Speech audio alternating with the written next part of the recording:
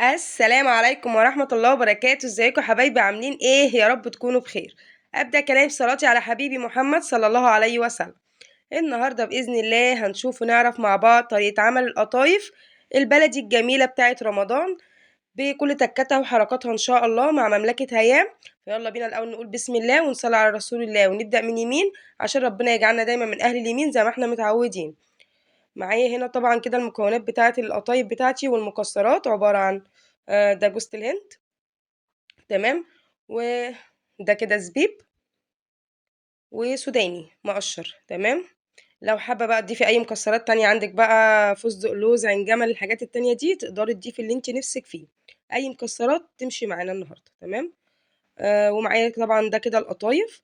دي كده القطايف بقى، ده نص كيلو من القطايف ما شاء الله جميل جدا وطازة، لسه معمول حالا يعني لسه سخن.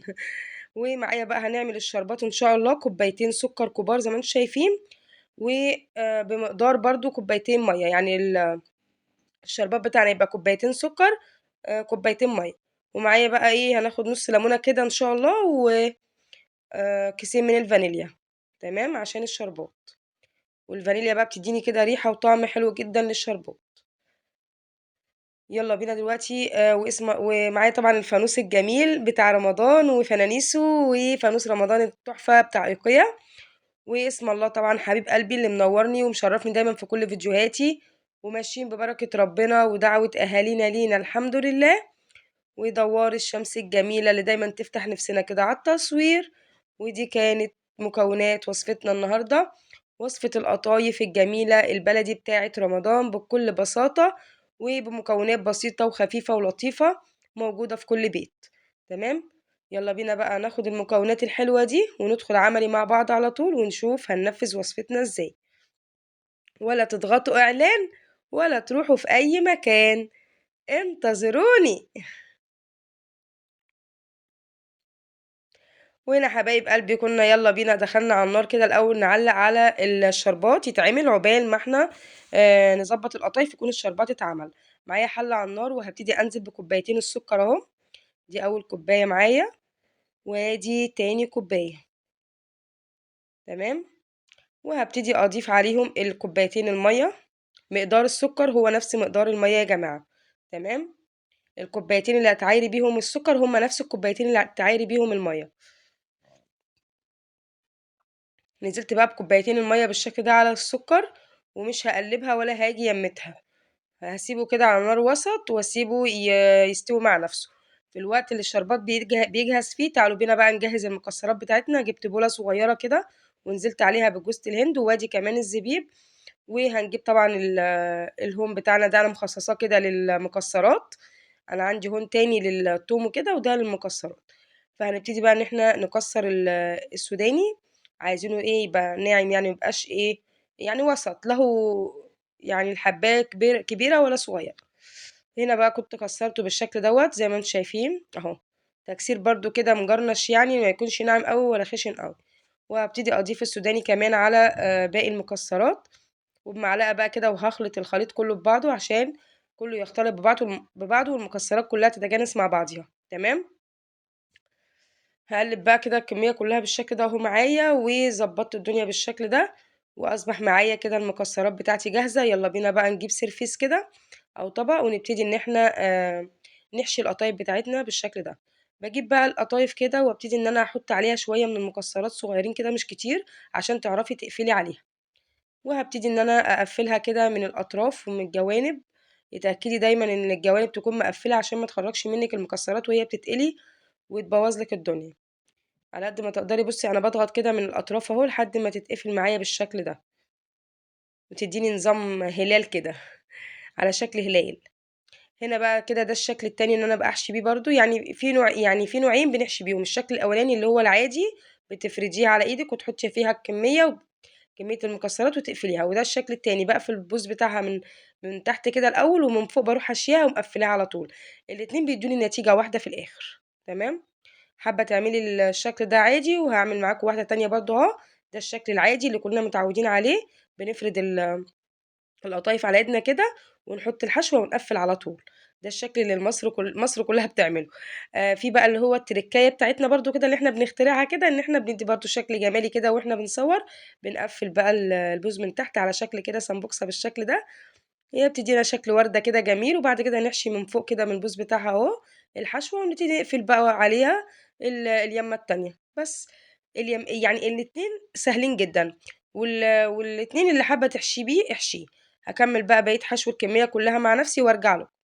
وهوبا رجعنا ليكم هنعلم تاني فيكم جامدين دايما عليكم كاسحين كل المجال. هنا يا جماعة كنا خلصنا بقى كمية القطايف كلها وحشيناها انا وحبيبة بالشكل ده. يلا بينا بقى معايا طاسة على النار فيها زيت غزير ويكون نضيف وجميل زي ما انتم شايفين، ونبتدي ان احنا نحمر مع بعض القطايف. لازم يكون الزيت سخن كده، يعني درجة الحرارة تكون وسط، لا عالية قوي ولا واطية قوي عشان ما تشعوطش منك القطايف وتتحمر منك بسرعة ما تكونش استوت تمام. خلي النار تكون وسط كده، وخير الأمور وسط زي ما احنا متعودين في كل شيء، زي ما علمنا رسولنا وحبيبنا محمد صلى الله عليه وسلم. صلوا عليه يا حبايبي واذكروا الله ألا بذكر الله تطمئن القلوب. اللي وصل معايا لحد هنا يقول هيام أحلى شوية قطايف في الدنيا. وادي هنا بقى ال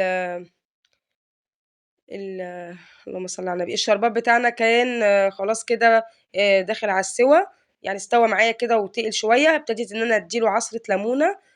دي في الآخر يا جماعة عشان ما تمررش معاكِ، لازم عصرة الليمونة وهنضيف بقى الفانيليا كده، كيسين الفانيليا أهو في الآخر خالص، يعني الليمون والفانيليا باضيفهم في الآخر عشان ما يمرروش معايا الشربات بتاعي تمام. شايفين بقى أنا ما كنتش قلبت في الأول خالص السكر ولا المَيّة، كان داب السكر مع المَيّة وعمل بقى كده الشربات بالشكل ده.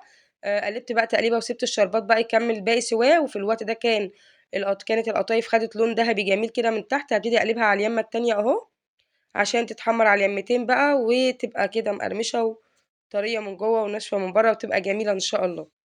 جرّبوها بس بطريقة مملكة هيام بإذن الله تعجبكم، وبخطوات بسيطة وبمكونات بسيطة جدًا، مش مكلفة خالص. تمام، يعني العملية كلّها بسيطة يعني. نُص كيلو القطايف ب20 جنيه، وجبنة مثلًا قولوا ب20 جنيه مكسّرات والّا ب30 جنيه مكسّرات، العملية كلّها 50 جنيه مش يعني مش عملية، والسكر والزيت عندنا في البيت تمام. وعملنا أحلى حلويات لولادنا نفرّحهم كده في رمضان، وحاجة حلوة تكون في البيت كده بعد الفطار تحلّوا بيها كده. طبعًا هنا بعد ما القطايف بقى اتحمّرت شِلتها طبعًا من الزيت، صفّيتها بالمصفى على طول على الشربات.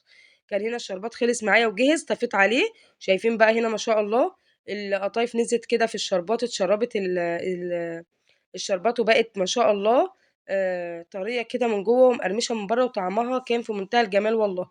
هاطلّعها بقى كده على سيرفيس تتصفّى شوية وتهدى، عقبال ما أكمّل باقي تحمير كمية القطايف التانية. شايفين لون القطايف بتاعنا دهبي وحلو جدًا إزاي، والله العظيم يعني الشكل يتحدث عن نَفْسه. يستاهل بُقُّكم يا أحلى جمهورية في الدنيا كلّها. اللي وصل معايا لحد هنا يصلّي على النبي عليه الصلاة والسلام، ويقول هيام أحلى طريقة قطايف في الدنيا، عشان أعرف أنتم وصلتوا معايا لحد هنا، أحلى أخوات وأحلى جمهورية في الدنيا كلّها. ربنا يديمكم نعمة في حياتي يا رب. وهنا بقى كنت باحط باقي الكمية بتاعة القطايف، باحطهم بقى عملتهم على 3 أجزاء يعني.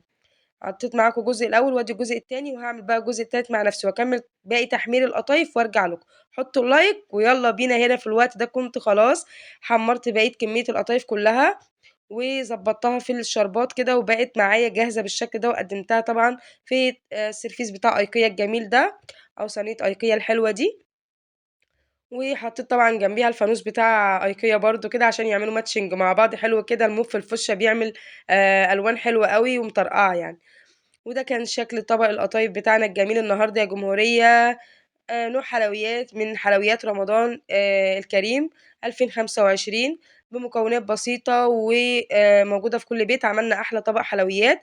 يا رب يكون الفيديو عجبكم وتكونوا استفدتوا منه ولو بمعلومة، وجربوها إن شاء الله لأولادكم وتدعوا لي بإذن الله. ودعوة حلوة من قلبكم لإخواتنا في كل مكان، ربنا ينصرهم نصر عزيز مقتدر، اللهم آمين. وأشوفكم على خير في فيديو جديد، ومع السلامة.